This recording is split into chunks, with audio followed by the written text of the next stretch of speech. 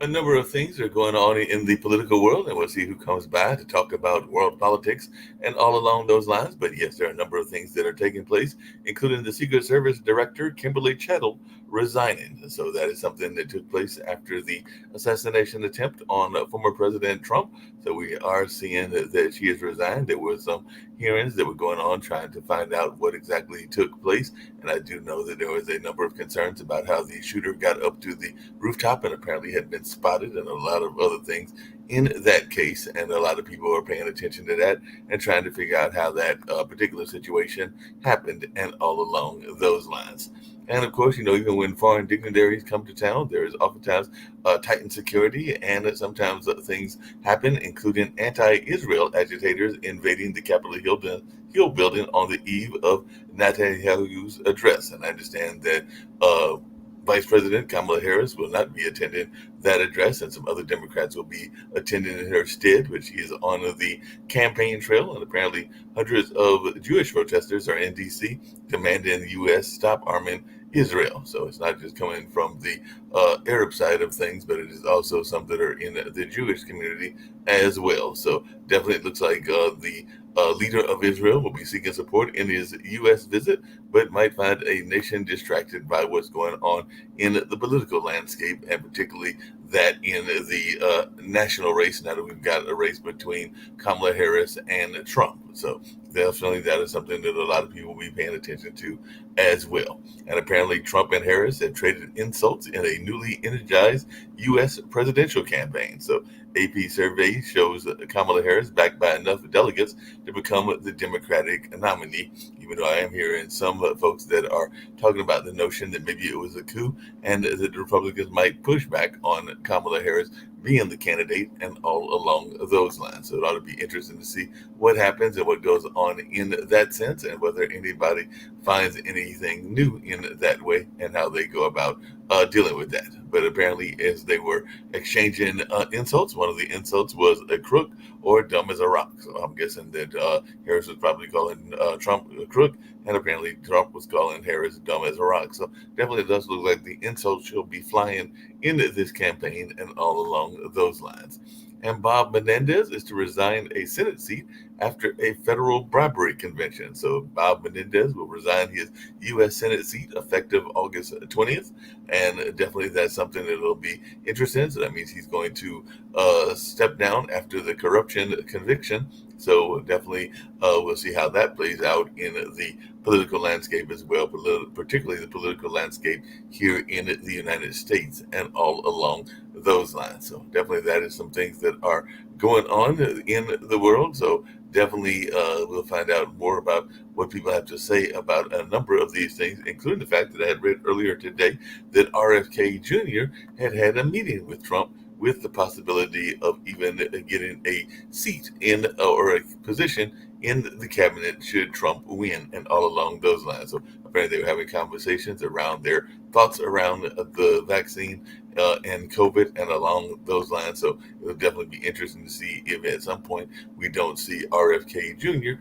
back in a Trump candidacy and how that would play out on the political landscape as well. So definitely there's a number of things that are going on in that way. And we're definitely interested to see what folks have to say about this and how this all plays out and what goes on as we continue these discussions and see whether people have to agree or disagree and all along those lines. So definitely there's a lot of political turmoil in the world as well, and even the international world. So let me get to some of those, since we did not necessarily get to those in the news earlier and all along those lines. So the definitely, even though this isn't political turmoil, even though the politicians have to deal with it, the death toll from the Ethiopians' landslides has jumped to 229 according to officials. So definitely that is something that's going on, and there is a scramble to send aid after the Ethiopia landslide has killed over 200 people, and it's not clear how many people are missing. And we're also seeing some of the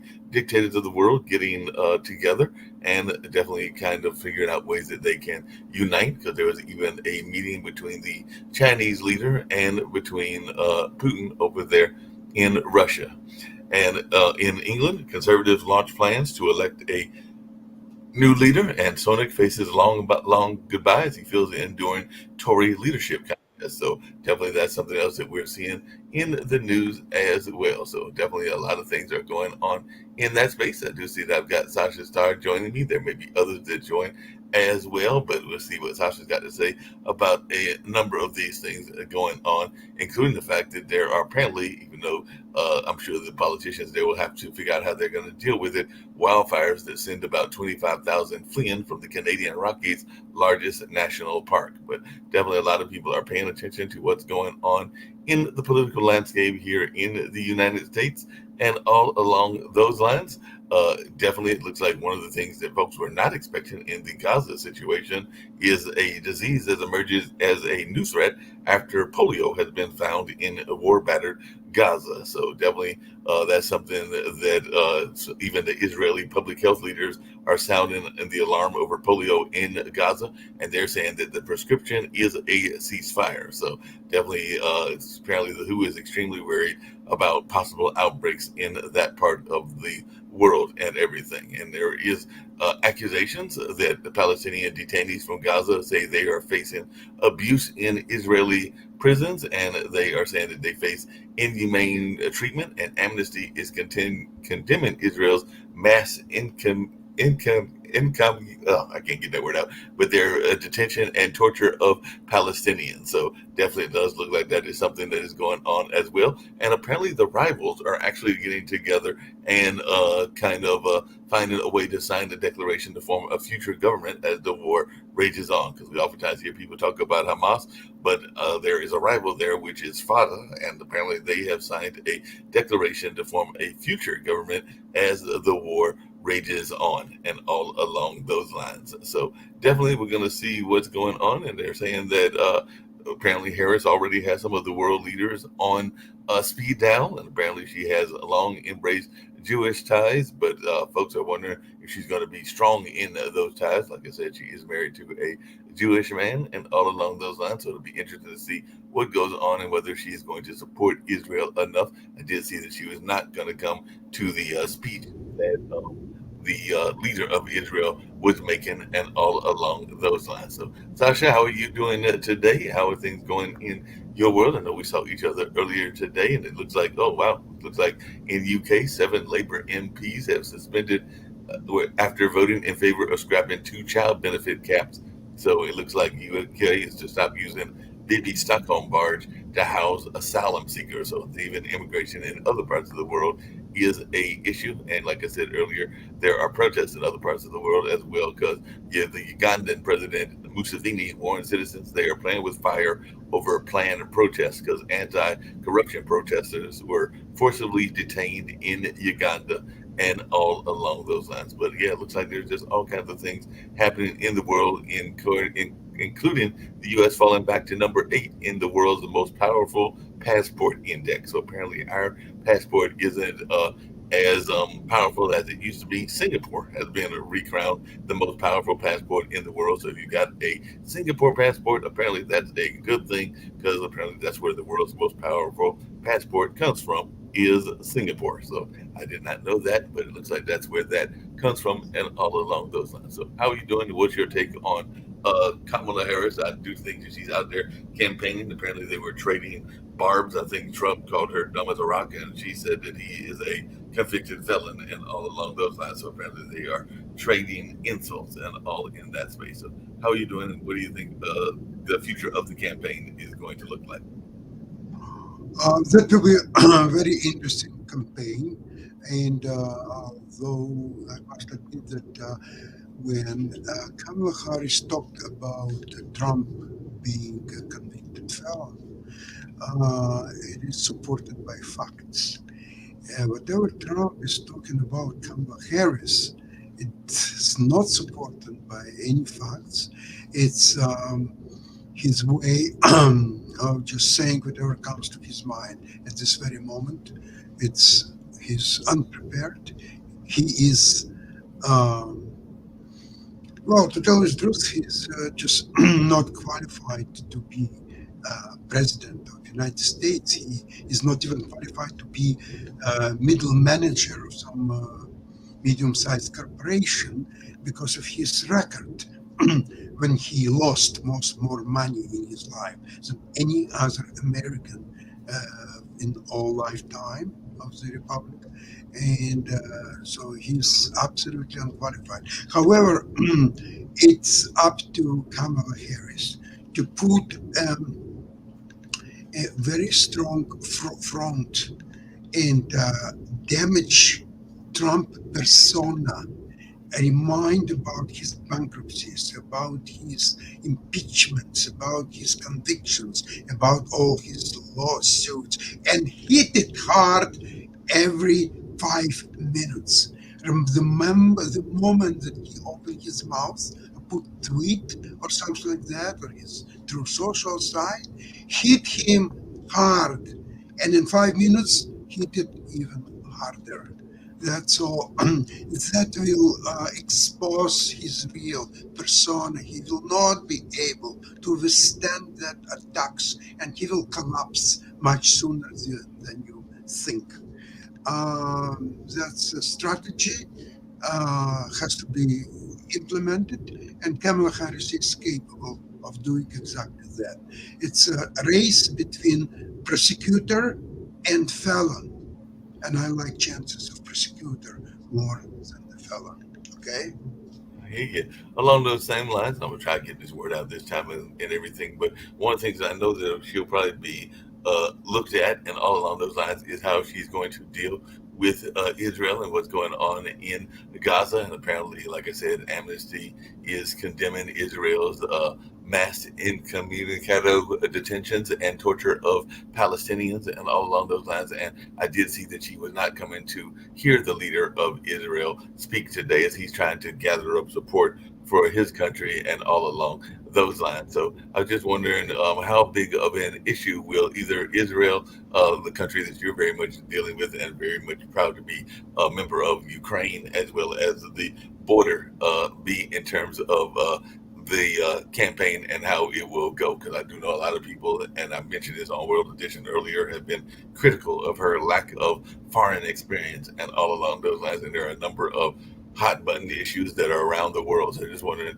what is your thoughts about how she will deal with these conflicts, and what would you, if you had a chance to give her advice, what kind of advice would you give her in terms of what she should do in terms of supporting Israel, definitely supporting Ukraine, and supporting a number of other conflict zones that are in the world?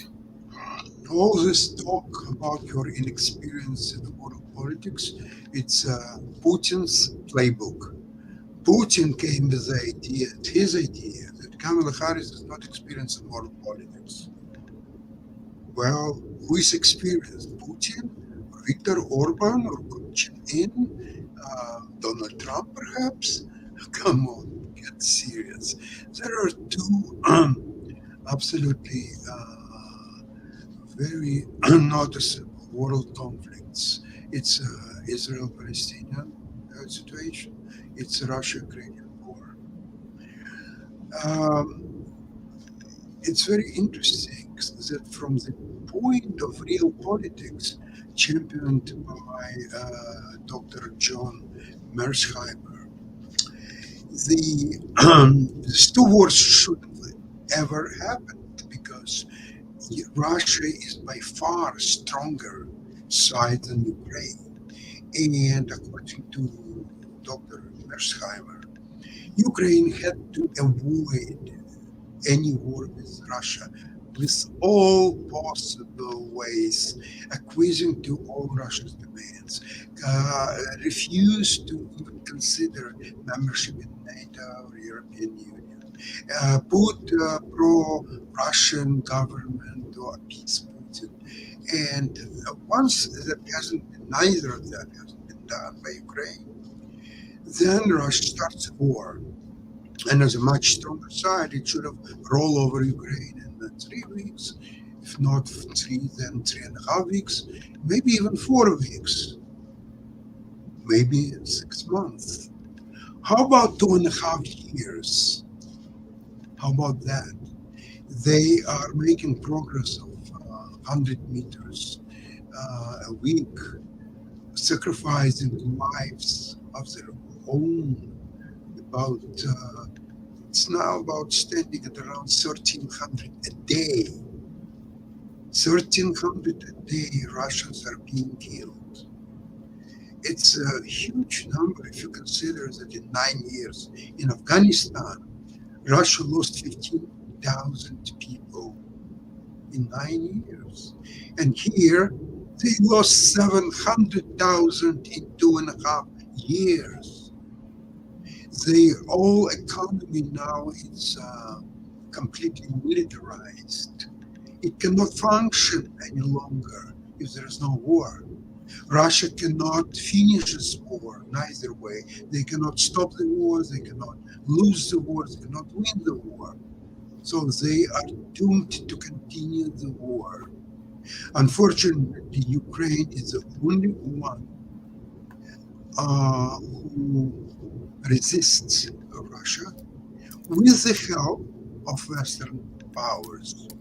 Now, that help, uh, due to United States, no one else, is always late.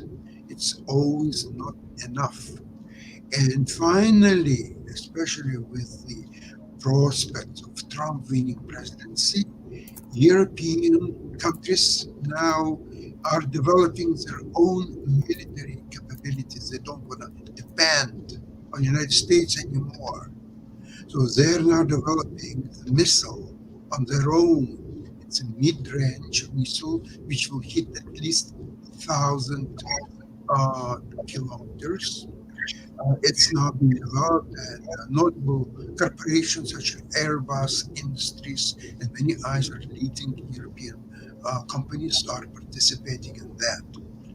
If Kamala Harris will win, which I think will happen, then it will be more or less status quo, which still would have to be defined and discussed. But if Trump wins, then most likely scenario will be European countries, members of NATO, will politely ask US to leave this organization, period. Now, concerning Israel, that situation completely opposite from what's happened in Ukraine and Russia. It's Palestinian Hamas attacked much stronger, much superior power as Israel in hopes of igniting public opinion that they will be on the side of Palestine. And then they will go from there and they will start fishing for some kind of beneficial solution for them. I don't see any of that will happen. The Israel has a quest of destroying Hamas. It's almost done, by the way. It's still have to be certain pockets of resistance which have to be liquidated. And once that's done, then there will be a talk about the future disposition of power in Palestine. Hamas will not be in the picture, period. So whoever will take responsibility to govern Hamas remains to be seen. Israel would want to have a strong Arab-led coalition to lead that, but that's a little bit away in the future. Right now, there is another problem for Israel. It's Hezbollah, and Israel is preparing uh, the decisive attack to liquidate any threats from Hezbollah to Israel, and that will be implemented, in my opinion, in next few weeks, probably much sooner. Yeah, we'll see how that all plays out and everything. We've got Steve Rob with us. We've also got somebody from the entertainment world that'll be joining us as well very shortly and everything. But Steve, one of the things that I had seen today, and I don't know whether you saw it as well, was the next step in the Kamala presidency campaign will be picking a VP, and apparently they have asked several people to provide them material, including Yeah. Governor Roy Cooper, including Governor Shapiro. I don't think that they've reached out yet to Bashir, and they did say that I heard some reports that they had reached out to Pritzker, even though it's not known whether he has got them. Because I heard some other people that said he had not received it yet. They did say they reached out to Governor Gretchen Whitmer and a number of other folks as well. So they are now going through the vetting process. So I just wanted your take on that because you are definitely in the Yeah, political yeah. I've only got about I've got about 5 minutes. I'm heading over for a city council meeting, but what I would tell you is that I think that what I've heard through my network is that the top two right now are Governor Shapiro from Pennsylvania and Governor Roy Cooper from North Carolina. Now, I don't know how much of that is speculation, but the reason being that Pennsylvania is a must-win state. They have more electoral votes. If they go with Shapiro, they've got a great chance, but then they got to worry about the governor's race there, who they're going to put in for governor. If they go with Governor Cooper, they go all in. It's like a Hail Mary in the fourth quarter football, right? And you got a chance to win North Carolina, and you win North Carolina with a very popular governor. The game is over. Now, the other thing that I'm speculating here, nobody really knows this, but you know who Shapiro is very close to is Josh Stein. And actually, a few weeks ago, I actually attended an event that Shapiro hosted for Josh Stein, and also have met him in Washington at a GTA event. And one thing I thought about is if Shapiro really wants Stein to join him as a governor, he might be throwing him a bone if he drops out of the Pennsylvania race, allowing Stein to have a much greater chance of winning the governorship. Because I think if Governor Cooper's on the ticket, I think you're looking at slicing a Trump victory down into half. And I think that would, a Robin, actually a Trump victory. And then, so I think that's kind of my thing. But Mark Kelly could be in play. We just don't know. And, let's see. I think it'll be announced probably before the conventions. So there's enough time to get them on the ballot. It looks like Kamala has won enough delegates to win the nomination. And that's where we are with that, folks. So it's, Well, speaking of things in play, and I know you've got to run up to your city council meeting and everything, but I did see an interesting article today and everything along those lines, and in that space and everything, and that is this notion of the whole idea of Robert Kennedy showing his support behind Trump because of the vaccine issues and all along those lines. So just wanted your take on that because there's even talk that he may drop out of the race as an independent, and there's talks that they've been talking, meaning Robert Kennedy and Trump, about him having a potential role either as an advisor or a cabinet I think it position. hurts. I think it hurts Vice President Moore if he stayed in the race as a three-way race, taking those votes. I don't know how much of a base he has to get that out there, but we'll see. And all eyes are on either Shapiro, Cooper, and the others. Look, you got your guest in here. I want to. Hey, Steve Rao, Hello, how you sir. doing? Good. How are you, sir? Hey, brother, I am no sir. That's my dad and my grandpa. Now, I soared with the eagles. I slithered with the snakes. I've been everywhere in between, but never, ever call me a sir. That's my dad and my grandpa. Mark Lee, that is a I've got to sir. run. I want to Sasha is a sir. Where are you running to? You catching your Council meeting. refrigerator? I know that's running. City council meeting. They can wait. Don't worry about it. Hang out with us. They can. I'm not a political person. I am here to lighten the mood because this is what the world needs. And so the city council can wait. You tell them you're hanging out with Louis Perry from the Angry Geek Show. They all know me from pillar to post across the country, every Comic-Con in the world. And you just tell them don't worry about it. I'll write you a note. But Mark, let's hand it off to our guest. Yeah, I'll hit it up and everything. One of the things that was interesting, I'd love to hear definitely Lewis's thoughts about this is definitely politics and entertainment do blend together quite a bit. As I had stated to Lewis, I did see that there were a number of wrestlers that were at the Trump administration and the Trump inauguration, well, the Trump convention, as Sasha has called it in the past, because I know Hulk Hogan was there, Dana White was there, definitely a number of other people from the WWF were there, and all along the WWE, Mark. WWE. Okay, thank you for correcting me. WWE. The WE were there, and definitely it looks like a number of folks that are associated with that. I think even Kid Rock and Trump himself have had dealings with the WWE, and I think you're the one that told me that the organization that Dana White runs, and even Yep. McMahon, who was involved in it as well, or at least her ex-husband was, and everything, were actually the ones that run that now and everything. So, were you surprised on that last day when we saw a very much of a wrestling kind of a standpoint as to what was going on at the convention? Because, like I said, I had never seen that much folks tied to the WWE at any convention, be it Democratic or Republican, but they came out in mass. Is that for Steve or for me? For you, Lewis. Oh, for me. Um, yeah, it was. I mean, I know that Hollywood goes hand in hand with politics, and when I'm moderating a panel, first of all, Sasha, hi. I'm sorry for coming in hot. You know me. I was on with you before, so it's always a pleasure. Um, Thank you. Hollywood and wrestling goes hand in hand. Hollywood and politics go hand in hand. And when I'm moderating a panel, doesn't matter who I'm sitting with, it's my job to keep politics out of it, because it's supposed to be fun. And to see Hogan up there, that's what caught my eye. And immediately, Mark, like I told you last night when you joined us on my show, I thought you and Nick were going to call me, which ended up happening because of Hogan being there and my, I don't want to say affiliation with pro wrestling. Well, yeah, affiliation with pro wrestling. Being on the Faces and Heels podcast, interviewing wrestlers all the time, my background in pro wrestling, it didn't surprise me one bit.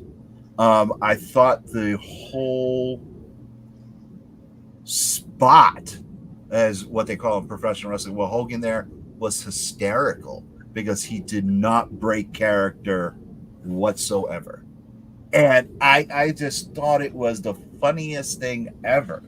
And that's the only part of it that I watched. So they are definitely going after, they know their demographics.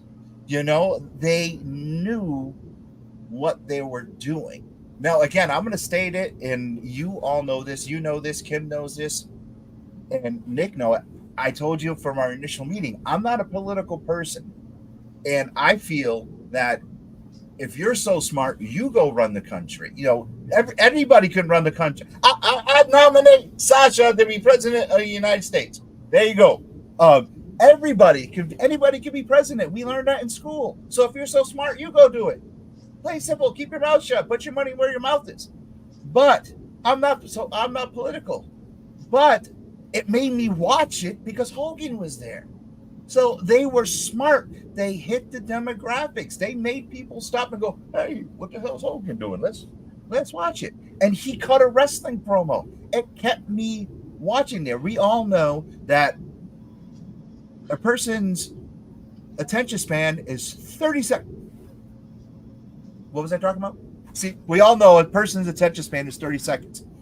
He had me watch that for 2 minutes, 45 seconds of the Hogan doing his bit, his whole entire bit. When Kid Rock came on, I shut it off. But why? I don't like him. But when Hogan was there, even though I did not like Hogan in the ring, he did mention Macho Man. That hurt me. Macho Man's my influence. Obviously, I dress like him. But I was intrigued because he was there. So he hit a demographic. That was brilliant. That was brilliant. Plus, Hogan also wore a comic book t-shirt. Any self-respecting geek is going to stop. Hey, what's going on here? Even if they didn't know what was going on, they stopped to see what Hogan was doing. And bringing in Hollywood, that's all influencers. That's where social media comes in. I thought it was brilliant. It made me watch.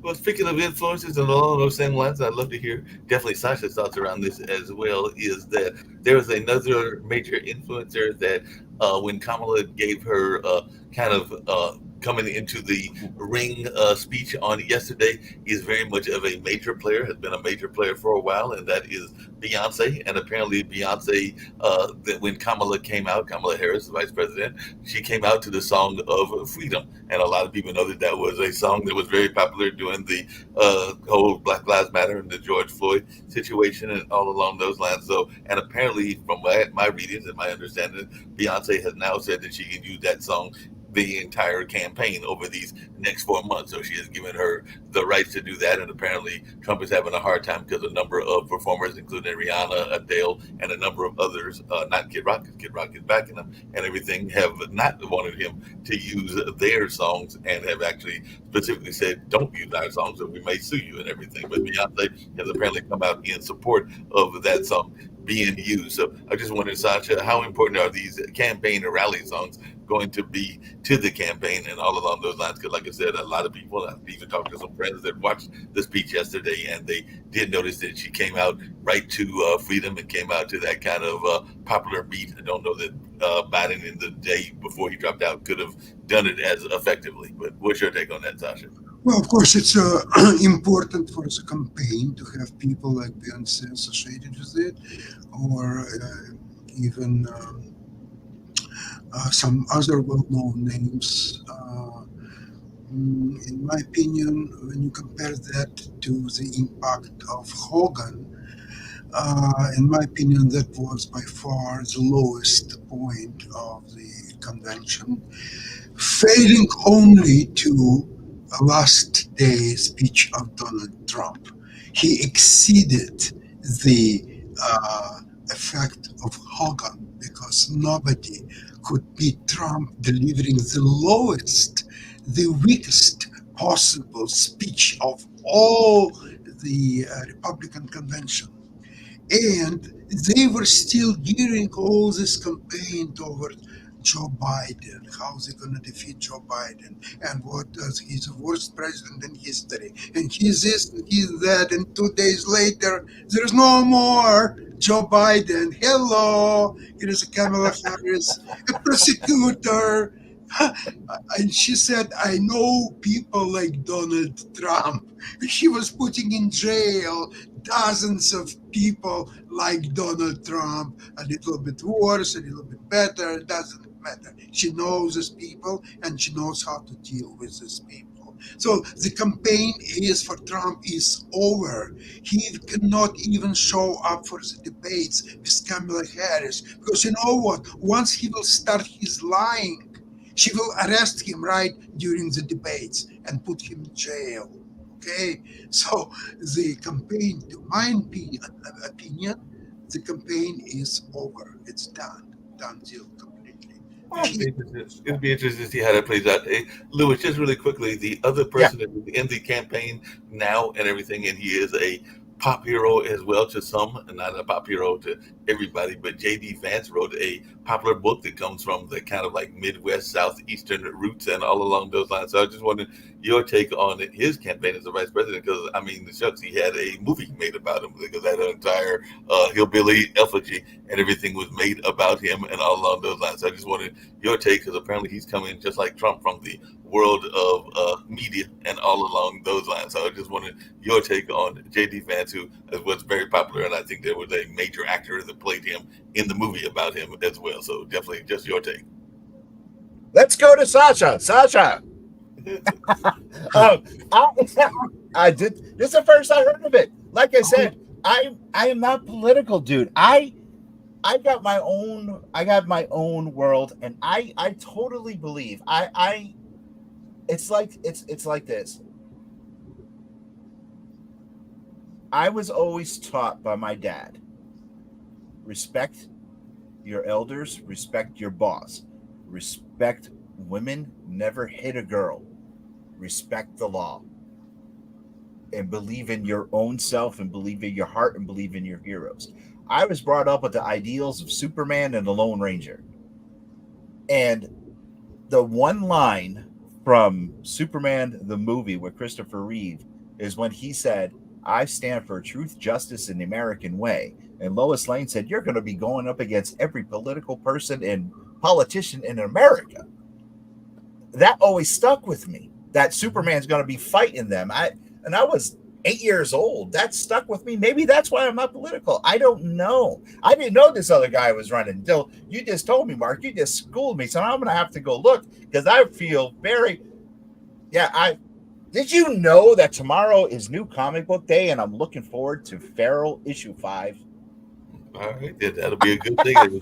So, Sasha, what's your take Um, on that and everything? Just in terms of JD Vance, I know you said that he's not as so some of the narrative is not the narrative that is true because you mentioned even his military service and other things on okay. some of our other shows. But Sasha, what's your take on the popularity? Because that book, and that movie, I'd be lying if I told either of you that I had watched it. I do hear from friends that have watched it that it is actually a good movie, and maybe I'll get it off of Netflix or one of the other sources Okay. that can watch What's it. what's the name?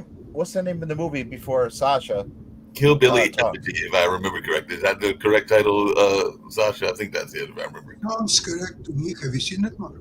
I have not. That's what I just said. I need to Yeah. go watch it. I'm planning to go watch it. What Sasha? What's the name of the movie? Because we'll watch it and review it on Angry Geeks. Really, Billy Elegy, something like this. Yes, And Hillbilly Elegy. You're right. Not every. I saw this movie yesterday on Netflix.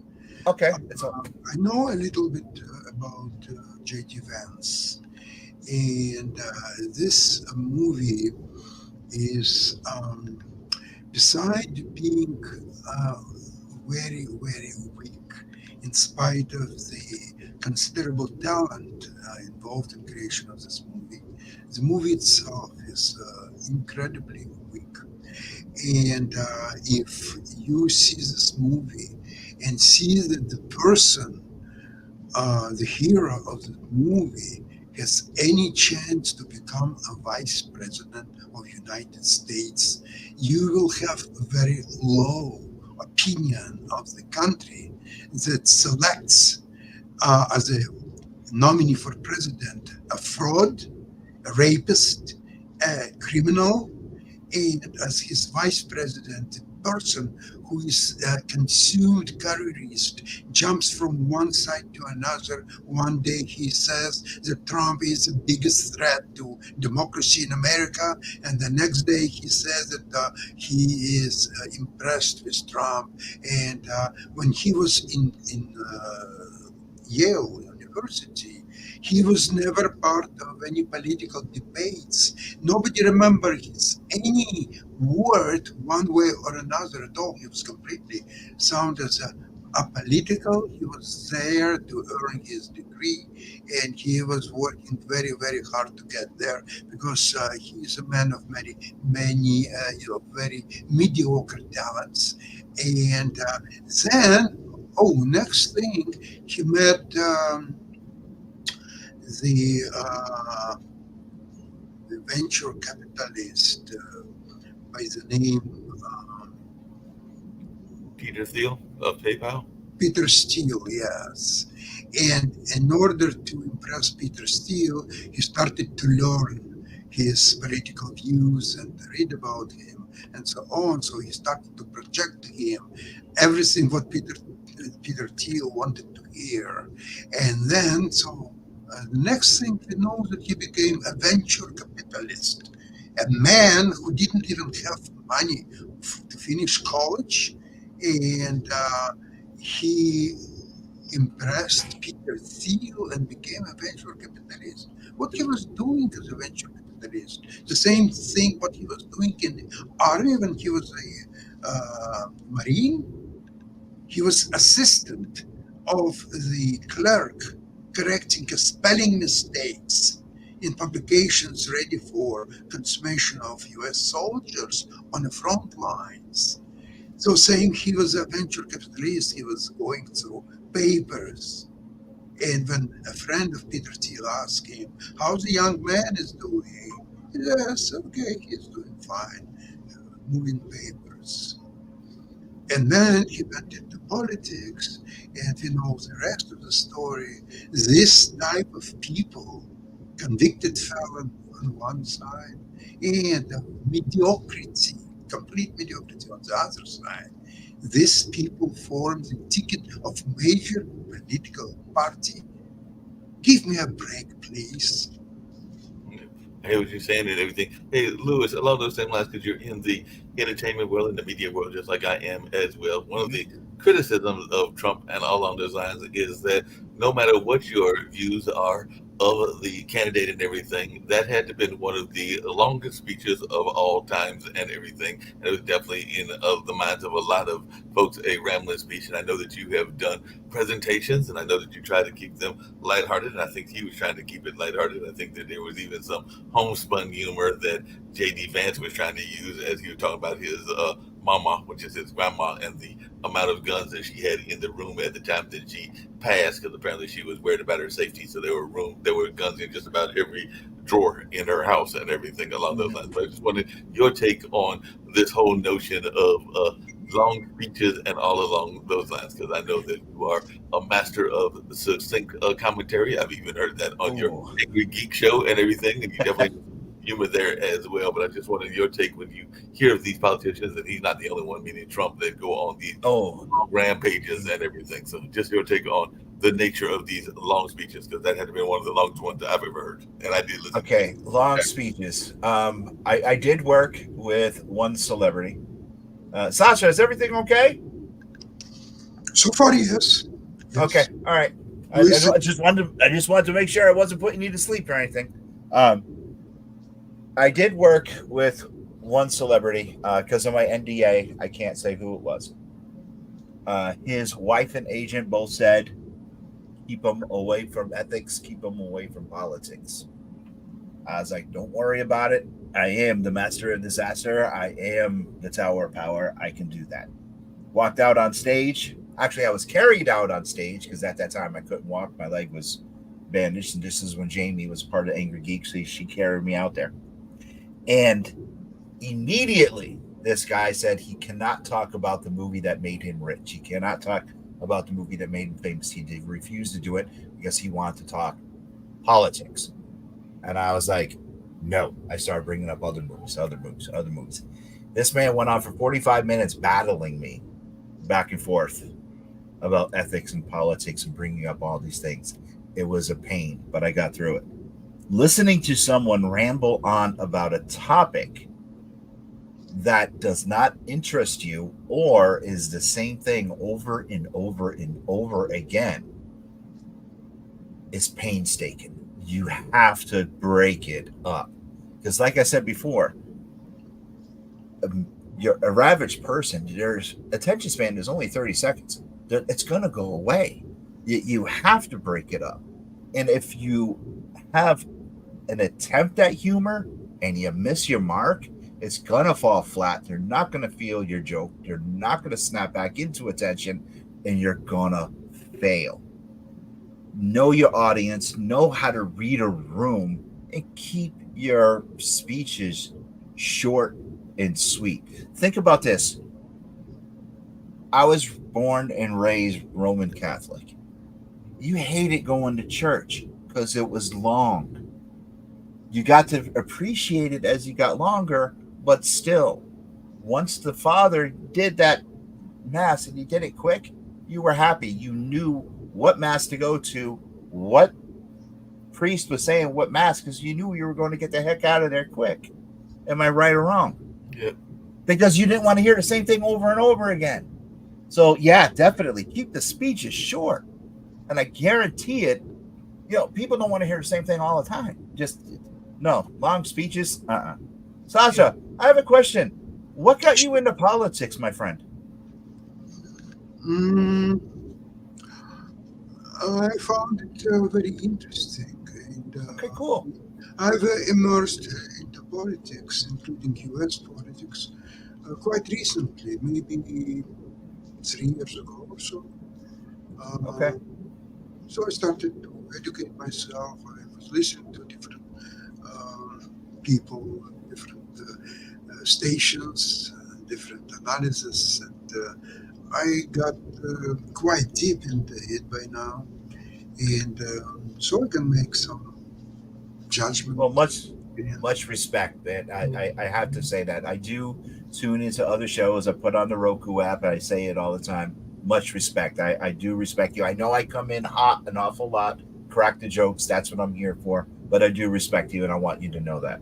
No, he No, definitely, part of that is also his background in uh, Europe, because definitely, if I remember correctly, Sasha, correct me if I'm wrong, but you were there in Russia and even served in the Russian army for a while when you were with the Soviet Union and everything. And you also are, like I said, born from Ukraine, so the Ukraine definitely has a very special meaning to you, and you have a Jewish background. So a lot of the conflicts are directly personal to you, if I can Yeah, say there's represent that and everything. when I listen to him talk, Mark, there's so much passion there, and it does keep my attention. And I just wanted to say that, Sasha. I always did. Now, we usually, when I jump in during like lunch breaks and draw pictures and hang stuff up, there's the other guys there, and I just get in there to break up and just have fun. But I want to say I respect you, and I'm very happy to know you this way. thank you. I would like to add also that I'm a musician, a chess player, and investor. What kind of musician? I thought I recognized you for playing with Metallica. I thought No, that was you. no, Metallica, no. It's No, but classical music, piano, jazz, show tunes. Uh, I was a few times a musical director on a cruise ship. Cunard really? was one, yes. Okay, so let me ask you a question. I'm going to ask you. Let's see how good you are. What kind of music do you think I listen to? And be honest. What kind of music do I listen to? I would say uh, I would say some classical jazz. Oh, you're close. My biggest influence. I have two influences in life. One is Macho Man Randy Savage. The second is Elvis Presley. Mm. I listen to Elvis the time, all the time. And then, of course, all 50s music. I love 50s and 60s music. I was born in 68. My mom and dad, that's all they played throughout the 70s. But Elvis, nonstop. Well, Well, speaking of Elvis, Elvis, uh, Elvis has a unique voice and personality. Oh, Some yeah. tunes are pretty good, but in interpretations of other artists, they're losing 75% of its meaning. So his even simplest songs, like Love Me Tender, for example, when somebody else does it, it loses its meaning. It's all Yes, it's Elvis Presley, period. Nobody else can do it. correct. yeah. Correct. I mean, you can hear somebody else sing Jailhouse Rock. It's horrible. It is completely horrible. Now the remix music that they do, um, It's different. you still got that Elvis vibe, and I love it. But if someone else, Winona Right, we know the Judd, right? Judd, she did Hunk of Burning Love. I hated it. She did it for the Lilo and Stitch soundtrack, the original, the animated one. I hated it. I was like, what is this? And then they redid it for the Rocks film, The Game Plan. I hated that as well. I mean, no one can do Elvis' songs but Elvis. No, Elvis Plain had and too. simple. That's very much true. And Elvis had his own history, understood the blues, and definitely understood a lot of other things as well. Some people were critical about his relationship with the blues, but we won't get into that on this particular Well, his episode. gospel We'll be thinking is along those incredible. lines. But he was I definitely mean, an incredible musician. Actually, a associate of mine is actually just recently saw Priscilla Presley. It came to a North Carolina venue. So Priscilla Presley has ties to two legends because she was married to Michael Jackson. And of course, she's the daughter of Elvis and no, everything. it was Priscilla. It was Priscilla wasn't married to Michael. Lisa, It it was was Lisa. It Lisa was Lisa. Lisa Marie. Right. Yes. Priscilla was, Pris- go ahead. Priscilla is going to be at Rhode Island Comic Con, which is the company that I work for. So come November, hopefully I'll be on stage with Priscilla, and that would be absolutely awesome for me. So I can't wait for I'll that. give you an example that Please. some well-known songs. Sorry, still recovering from cold. Well-known songs, for example, "Will You Still Love Me Tomorrow?" Do you remember that song?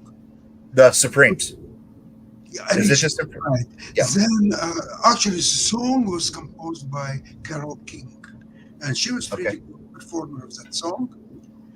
And there were other versions, some better, some worse, but it was okay song. I mean, I like that Mhm. song. But it was okay. It's nothing more, nothing less until you hear interpretation of Amy Weinstein. When you, oh, sorry, Winehouse. When you hear that song, how she sings, that's just becoming a different level.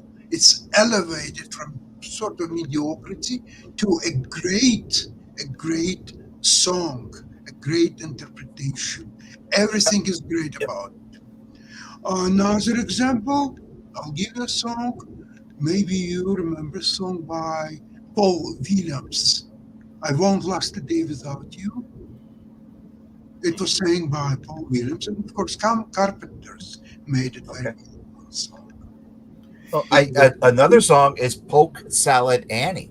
Yeah, pokes out any one of the classics. Yeah. Speaking of classics and everything along those lines, we definitely recently lost a legend because when you talk about R&B, there was several groups: the Temptations, the Four Tops, and the last member of the Four Tops actually passed last yesterday. So big shout out to Really? Abdul Duke Fakir, who was the last Oh, of the original Four Tops, and he passed away at the age of 88. But he was one of the last members of that very popular group, and they were out of Detroit and a part of that whole Motown wow. legend, and all along those lines. But he just recently passed away. I did have a quick question as we get ready to wrap up, and there's been a Yep. very interesting conversation and everything. So, with some I'm with pop- sorry if you're away from politics no, into that's kind of okay. like my That's world. okay. And everything. I But get was back to feeling a your little bit uncomfortable, but get back to I your want I want to thank thing, you. and I was actually going to go to something that can be political, but not always political. But I'm just curious because I don't know totally understand this. So it's a question I've been wanting to ask Sasha for weeks now, and I'm going to actually get a chance to ask him. I understand a lot of the things that you are big fans of, and all along those lines. But as far as I know, you have no direct connection. But correct me if I'm wrong, to the country of Uruguay. But when it comes to soccer, you're a Uruguay fan, and I'm trying to figure out what it is about Uruguay that you love. Because just to tell you, Sasha, really quickly, I've joked with Lewis that I think that it's because it's another U country and everything. Because I know you're from Ukraine, and Uruguay is a U country as well. But I know it's something more deep than that. So, what is it about Uruguay is the reason that you back them as a soccer team? And I've always Oh, wanted. wait a minute, Sasha, you're a soccer fan. My wife and my daughter had her actually retire from soccer. mm, She actually had scholarships from soccer, but mm. she hurt her shin so bad she can't play anymore. So now she's just concentrating on her nursing career. But they were sitting through the World Cup again. Me, I'm in my own world. My comic books and my toys. That's me. They're watching soccer. They were so happy that Messi, that guy, won another trophy. And answer Mark's question, and then how do you feel about that guy Messi? And then we can wrap up. Okay, speaking about soccer, Uruguay. Uruguay, a very small country with 4 or 5 million people. It won the World Cup twice, not once but twice. Um, it has a fantastic soccer team. Even today, although they cannot win World Cup anymore, but they are in the top three, maybe five teams in the world still. And currently, they beat Canada in a bronze medal game and got the bronze medal behind Argentina and Colombia. Um, for a small country with such a small population, that requires a special talent to be so high in a hierarchy in soccer. In my opinion, it's parallel. I was in Uruguay on my last cruise in South America, right before the COVID. I visited Uruguay, the capital Montevideo, which is a very, very pretty place. Very nice people, very friendly. Also, I visited the island. Um, uh, what's the name? Mm, the Punta del Este. I think that's the name of this. The prettiest place, wonderful beaches. It reminds you of the south of France, whether it's Cannes or Saint Tropez. It's the same scenery, beautiful hotels, boutique stores, beautiful restaurants. Um, it's just very far from Canada. If it wouldn't be so far, I would go there every year. You had me at beaches. Yeah, yeah, yeah. Different.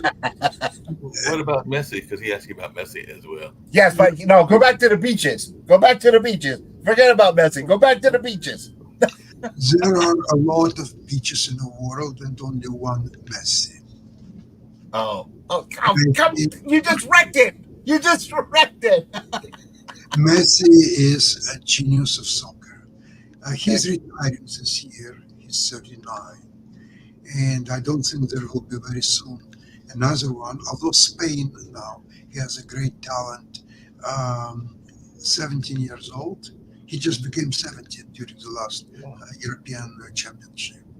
Uh, yeah, I forgot exactly his name. He's a fantastic player, and I think he will develop into something similar to what Messi does.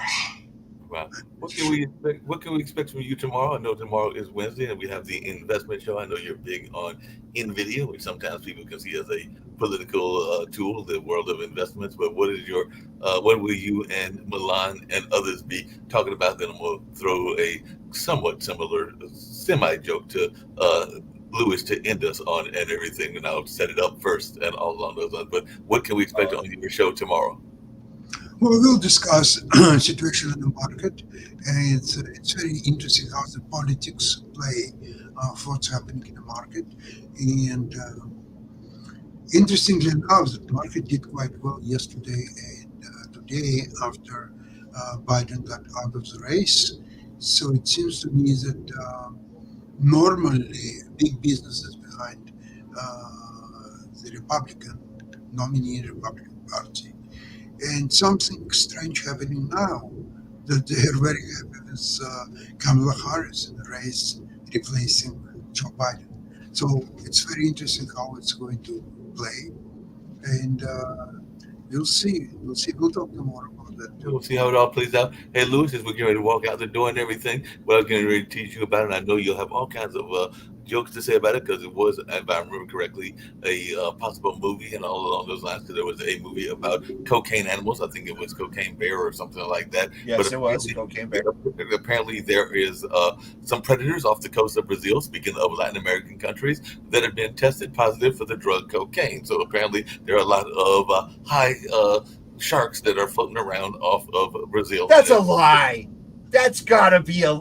Are you No, talking to Sophia? I'm looking at the news story because I know that your friend does stories that are Yeah. sometimes based on Yes, truth or that's what not. I just said. Are you But talking to Sophia? Because CBS News says that cocaine sharks, predators are off the coast of Brazil and they have tested positive for the drug cocaine. So that is a true story, not a lying story. So they have actually tested them, found them, and they are maybe as high as all get out because they've got some cocaine. Now, whether they are being mules, because anybody knows the drug game knows that there are mules out there that are carrying the drugs, or okay, whether all they right. actually are Before just we, all right, hold it, hold it, hold it, hold. First of all, Sasha, do you believe that? No, Yes or no? no. No, neither do I. Because first, if they were going to use sharks as drug mules, how are they going to do that without getting bit?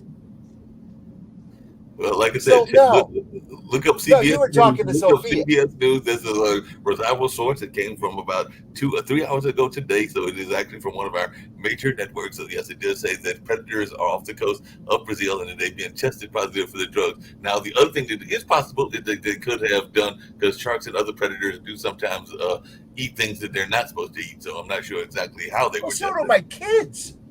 But no, I mean, no, no. There is even better application which proves that the Earth is flat. And it's very difficult to argue about that. And in fact, a lot of people believe that the Earth is flat. So what can you do about it? Let them to believe whatever they believe. You cannot fight it. That is true. That's very true. And on that note, we're going to get out of here. I'll show you all the article as we get out because we got other shows that are coming on, or maybe I'll bring them up on other shows. But yeah, just check it out. That's good because I gotta go cook If you dinner. go out there, you'll see that there are some very high sharks out there. But yeah, we're going to get on world politics. We'll be back on Thursday to talk about a number of these political issues as the campaigns are heating up. And there, like I said earlier, barbs being thrown where they are insulting each other. So we'll see if these barbs continue or what goes on in that space, because I do agree with what you said, that if you're going to tell a joke, you need to make sure that the jokes deliver. And all along those lines, I'm not sure that either Trump or Kamala have been masters at that, but we'll see how they do in terms of doing the insults, but also some of their jokes as well. But on that note, we're going to get on out of here. We've got a show about education that's coming up right about now. So we're going to get on out of here. Sasha, love and respect. Mark, you too. I'll see you guys next week. Bye bye. Bye.